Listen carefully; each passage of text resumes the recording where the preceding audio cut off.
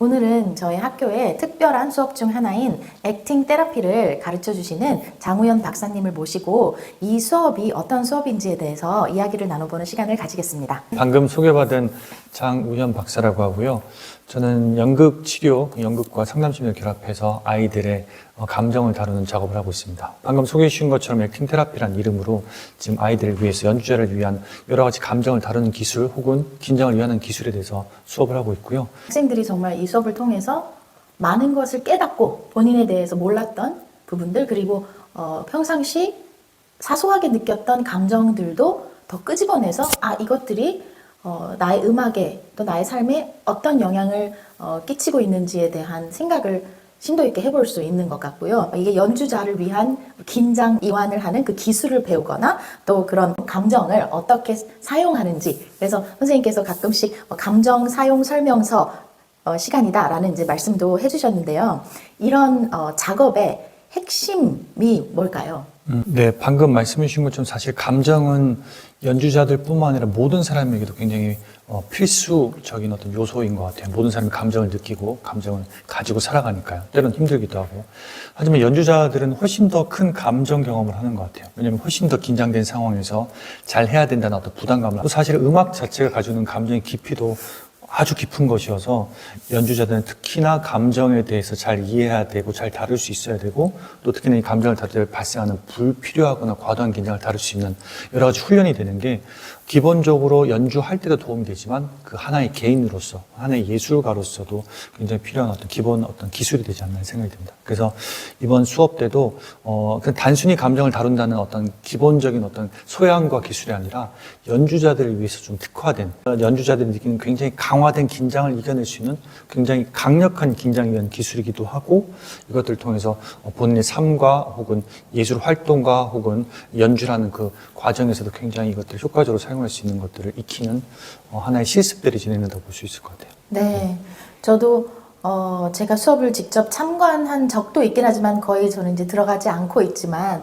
또 제가 들어가면 학생들이 프리하게 이렇게 움직이고 그러는데 좀 제약이 있는 것 같아서 더 안 들어가는 이유도 있거든요. 사실 이런 배움이 이런 자기 감정을 다루는 기술, 또 감정에 대해서 정말 솔직해지고 그것을 직면하고 하는 이런 부분들이 연주자한테 왜 필요한지에 대해서도 이제 선생님과 이야기를 꼭 나눠보고 싶고요. 사실 우리 학교가 이런 주입식 교육이 아닌 일반 그런 교과목 국영수 사과 또 체육까지도 음악과 예술과 연관시킨 그런 융합 교육을 하는 학교이다 보니까 저희가 이렇게 매주 2시간씩 학생들을 가르쳐 주실 수 있도록 선생님을 모시고 또 아이들의 매주 연주를 저희가 보면서 그것들이 어떻게 어플라이 되고 도움을 주고 있는지도 사실 느끼고 있어요.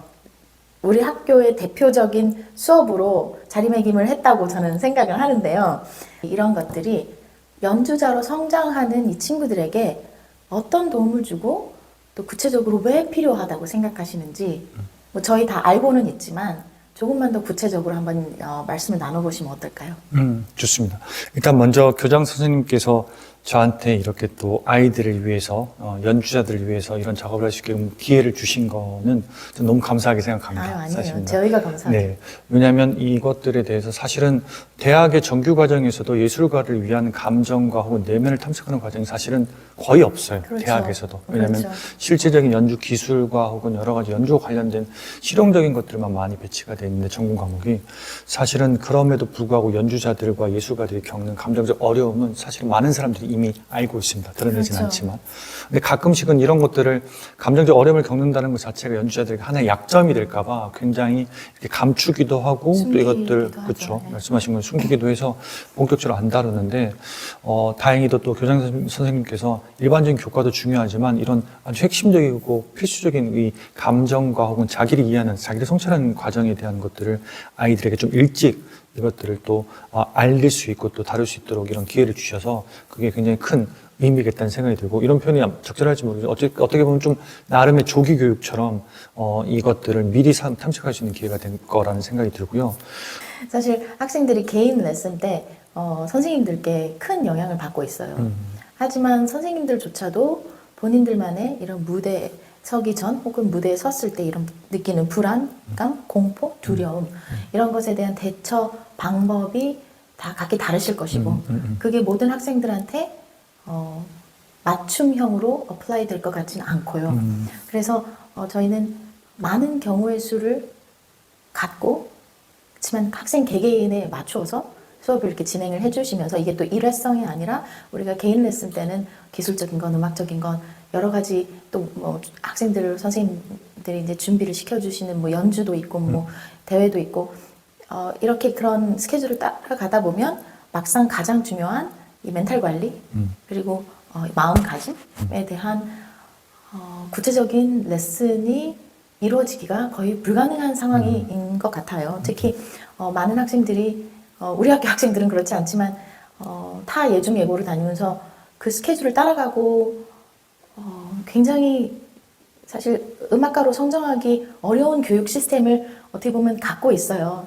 그래서 제가 이런 것들을 사실 부정적인 언어로 이야기하고 싶은 마음이 없기 때문에 이런 말씀을 드리는 게 굉장히 조심스럽긴 하지만 사실 저희가 직면해야 되고 짚고 넘어가야 되는 현실이고요. 그래서 사실 우리 학교가 탄생한 이유가 그 계기가 있었고요.